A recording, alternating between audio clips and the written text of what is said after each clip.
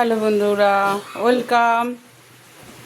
আমি চলে এলাম আজকে একটা পোলাও বানাবো নিরামিষ, যেহেতু আজকে শনিবার আমার নিরামিষ, তাই আজকে আমি নিরামিষ একটা পোলাও বানাবো। আর তার সাথে আমি আলুর দম আমি অলরেডি বানিয়ে নিয়েছি, এটা তোমাদেরকে দেখানো হয়নি। আমি কাশ্মীরি আলুর দম বানিয়েছি। যেহেতু আমি কালারের জন্য শুকনো লঙ্কা ইউজ করিনি, ওই জন্য কালারটা আমার প্রপার আসেনি। বাট শুকনো লঙ্কাটা খাওয়াটা খুব একটা ভালো না, ওই জন্য আমরা কাঁচা লঙ্কা দিয়ে আর দই দিয়ে করেছি। তো যাই হোক, আমি প্রথমে কিন্তু সবাই তোমরা কিন্তু ঘি ব্যবহার করো, আমি এখানে ঘি ব্যবহার না করে আমি এখানে বাটার ইউজ করেছি, আমুল বাটার আমি ইউজ করেছি। তো 2 চামচ ঘিয়ের পরিমাণে আমি বাটার নিয়ে নিলাম। এতটা বাটারটা আমি কড়াইতে দিয়ে দিলাম। গ্যাসটা আমি একদম সিমে করে নিয়েছি, নাহলে কিন্তু এগুলো সব পুড়ে যাবে। তো প্রথমে আমি দেখো ঘিয়ের বদলে তো আমি বাটার ইউজ করেছি, তোমরা সেটা দেখেছো। তার মধ্যে আমি দিয়ে দিলাম 2টো তেজপাতা ছিঁড়ে টুকরো করে, তার সাথে গোটা গরম মশলা আমি একটু থেতো করেই রেখেছিলাম গরম মশলাটা, একটু শুকনো লঙ্কা দিয়ে দিলাম ফ্লেভারের জন্য,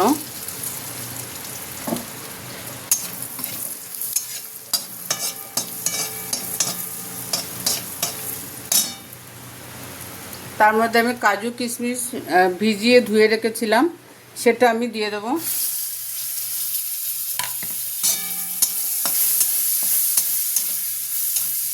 এবার আমি দিয়ে দেবো একটু আদা ঘষে রেখেছিলাম, একটু সামান্য হলুদ দিলাম, কারণ হলুদ কিন্তু আমার অলরেডি চালের মধ্যে লাগানো আছে।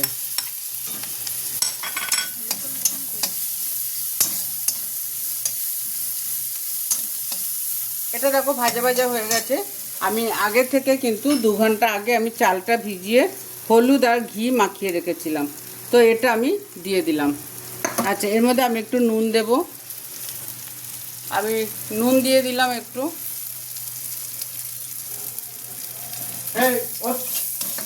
সব ভাজা ভাজা হয়ে গেছে, আমি এবারে চালটা আস্তে আস্তে দিয়ে দেবো।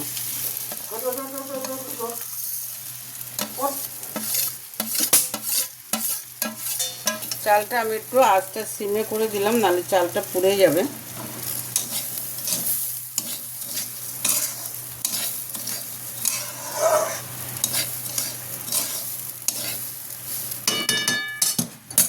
আচ্ছা, চিনিটা আমি খুব বেশি দেব না, কারণ যে যেমন মিষ্টি খাও সে তেমন পরিমাণে চিনি দিয়ে দেবে।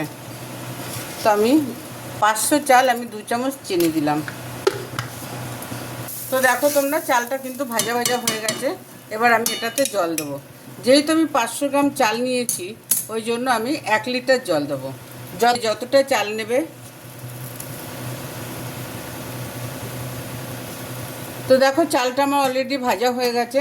এবার আমি এটাতে জল দেবো। আমি 500 গ্রাম চাল নিয়েছি, তাহলে আমি সেটাতে 1 লিটার জল দেবো। যে যতটা চাল নেবে ঠিক যদি তোমরা পারো কাপে মেপে নেবে, যতটা চাল নেবে তার ডবল কিন্তু জল নেবে। তো 1 লিটার জল আমি রেডি করে রেখেছিলাম, 1 লিটার জল আমি দিয়ে দিলাম।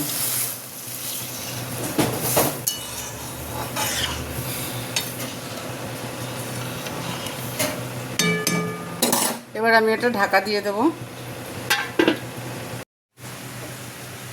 তো বন্ধুরা দেখো, আমার মনে হচ্ছে হয়ে গেছে। দেখি চালগুলো সিদ্ধ হয়েছে কি না। দেখো পোলাওটা কিন্তু একদম ঝরঝরে হয়ে গেছে, আমার চালটাও একদম সিদ্ধ হয়ে গেছে। তো এবার আমি কিন্তু এর মধ্যে একটু বাটার দিয়ে দেবো। তোমরা দেখেছো আমি কিন্তু ঘিটা ইউজ করিনি, আমি আমুলের বাটারটা ইউজ করেছি। তো আমি 2 চামচ সমান বাটার আমি এর মধ্যে দিয়ে দিলাম। মিষ্টি কিন্তু আমি আগেই দিয়েছিলাম পরিমাণ মতো, যে যেমন মিষ্টি খাও তেমন দেবে। দেখো একদম কিন্তু ঝরঝরে হয়ে গেছে আমার পোলাও,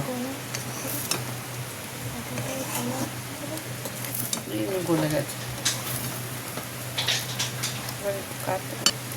তো দেখো বন্ধুরা, আমার পোলাও কিন্তু কমপ্লিট। আর আলুর দম আমি আগেই রেডি করে রেখেছিলাম। সরি চেয়ে নিচে আলুর দমের টা তোমাদের দেখানো হয়নি। তো ওটা কিন্তু একদম ঝরঝরে হয়েছে, দেখেছো?